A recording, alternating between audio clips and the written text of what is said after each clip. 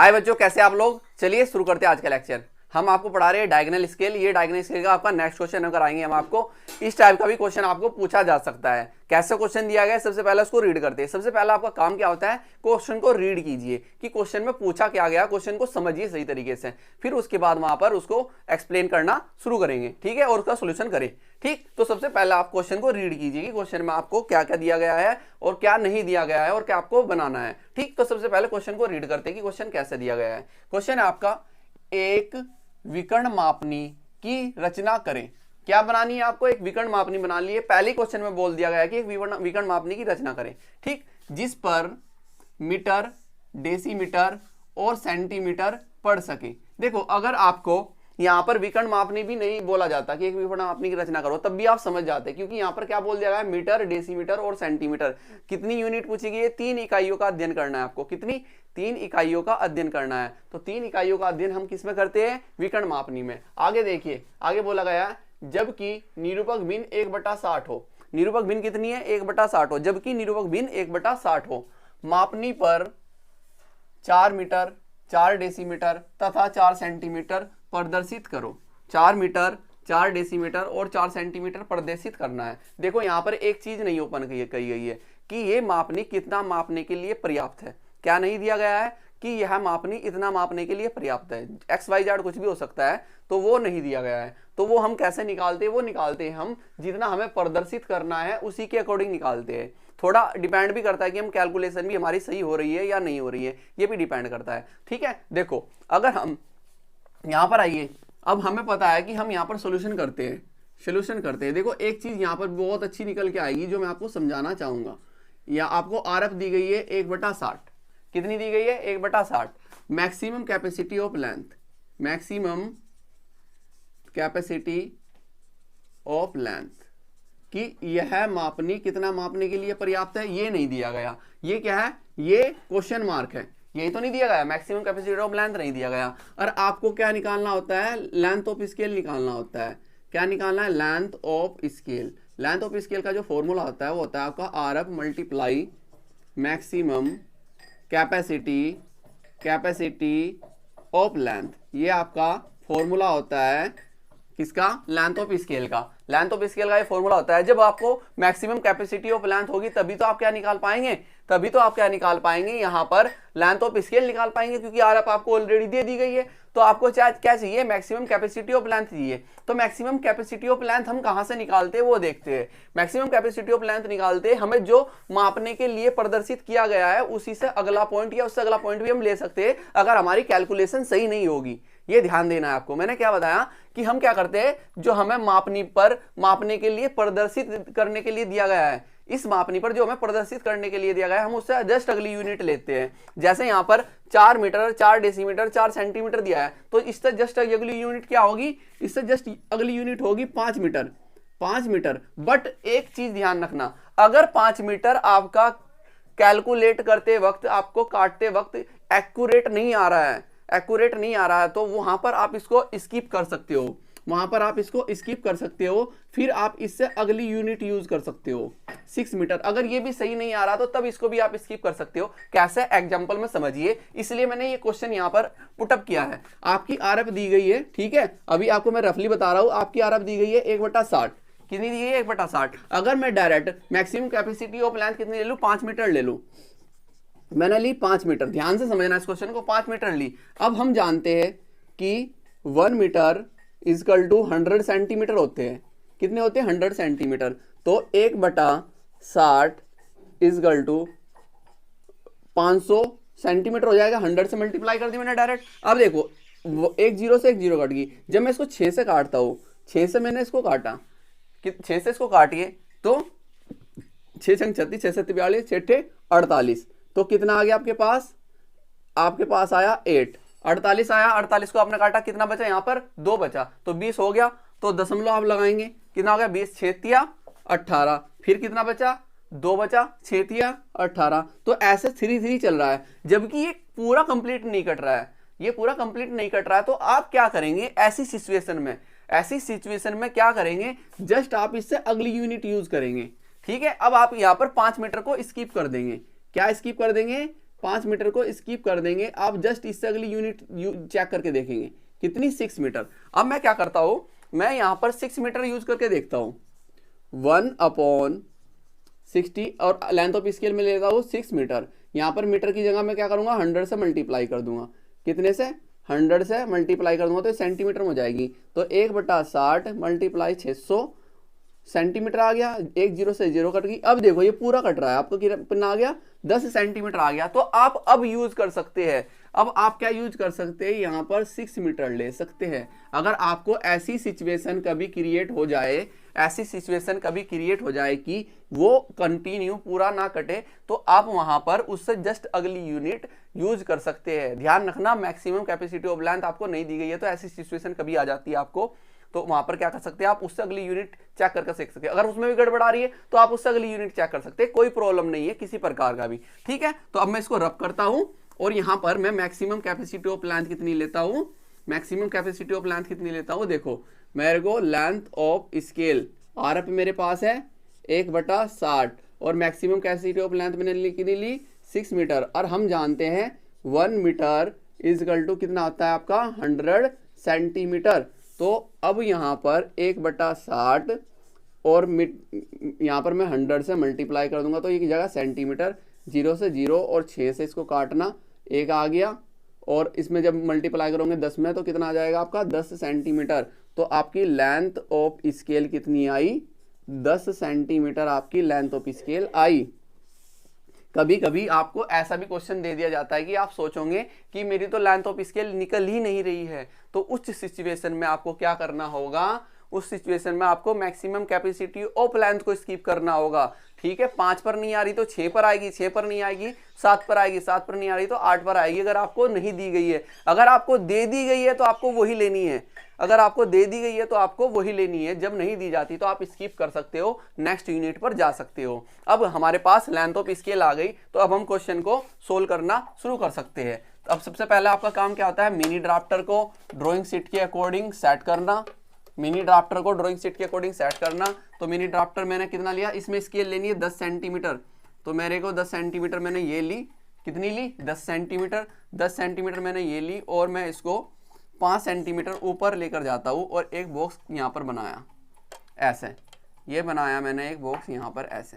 Clear है, कोई confusion नहीं। अब मैं क्या करता हूँ, कोई भी एक लेंथ लीजिए और यहाँ पर एक लाइन ड्रॉ कीजिए, यानी कि किसी भी एक एंगल पर, किसी भी एक एंगल पर ये आपको लाइन ड्रॉ करनी है और इस लाइन के कितने भाग करने हैं, जितनी आपकी maximum capacity of length, maximum capacity of length कितनी है 6 मीटर, तो कितने भाग कर सकते हो आप, डायरेक्ट 6 भाग कर सकते हो।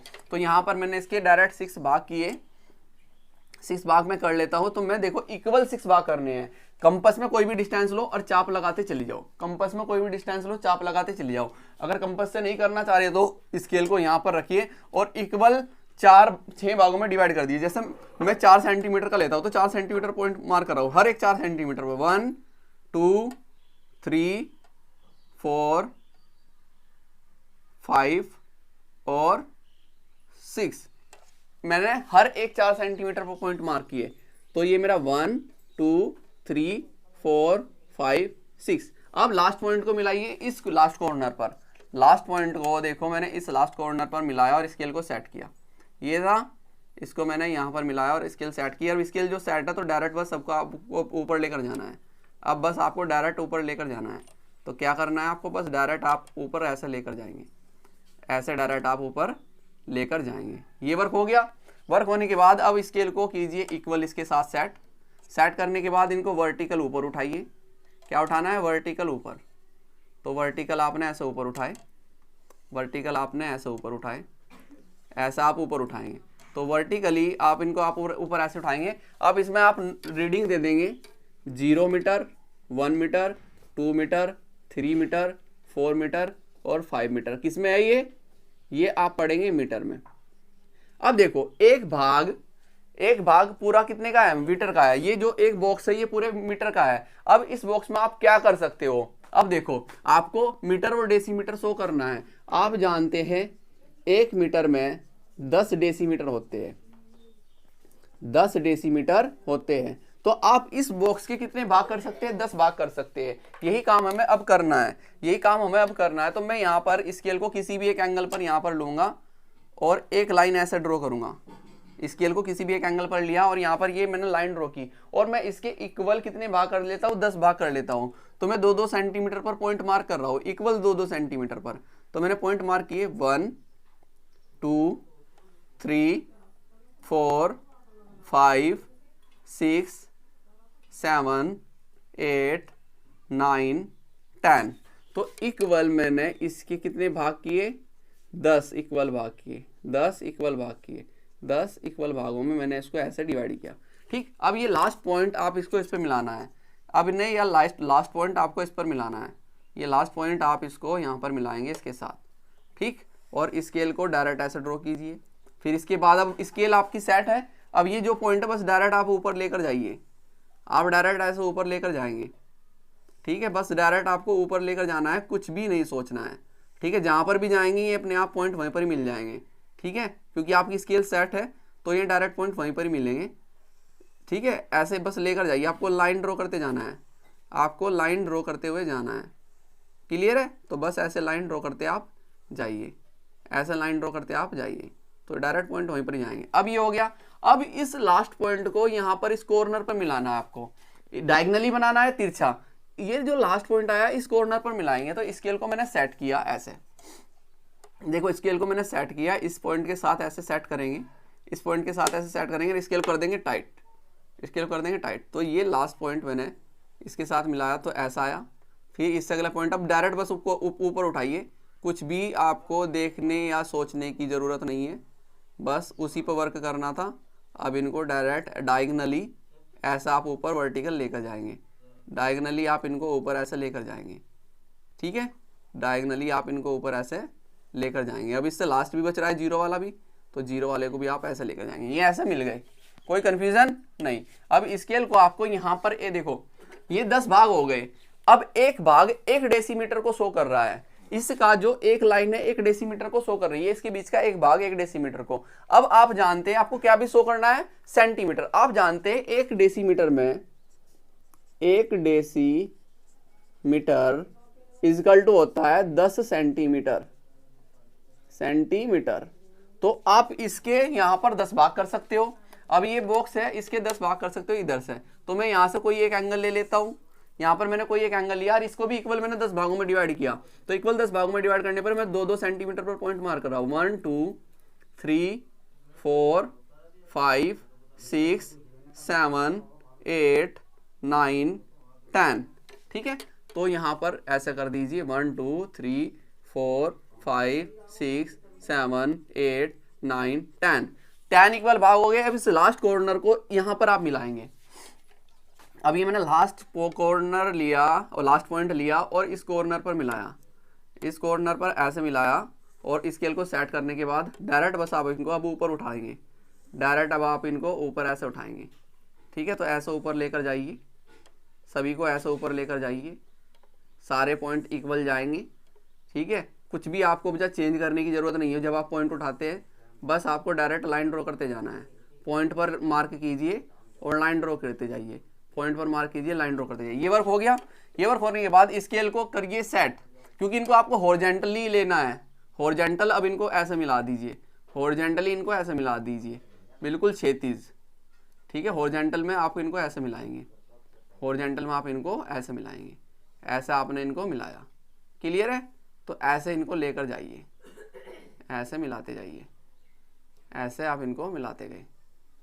ठीक है, तो ये हो गया। अब देखो ये आप मीटर इधर पढ़ रहे हैं, ठीक है। अब आप ये क्या है, डेसीमीटर, तो यहां पर आप लिख सकते हैं डेसीमीटर, और ये आपने क्या बनाया सेंटीमीटर, तो आप यहां पर लिख सकते हैं सेंटीमीटर। क्योंकि मीटर आप कैसे पढ़ेंगे, देखो हमेशा बड़ी यूनिट ऐसे पढ़ी जाएगी, उससे छोटी यूनिट आप ऐसे पढ़ेंगे जिधर को मैं एरो लगा रहा हूं, और इससे छोटी यूनिट आप ऐसे पढ़ेंगे जैसे मैं एरो लगा रहा हूं।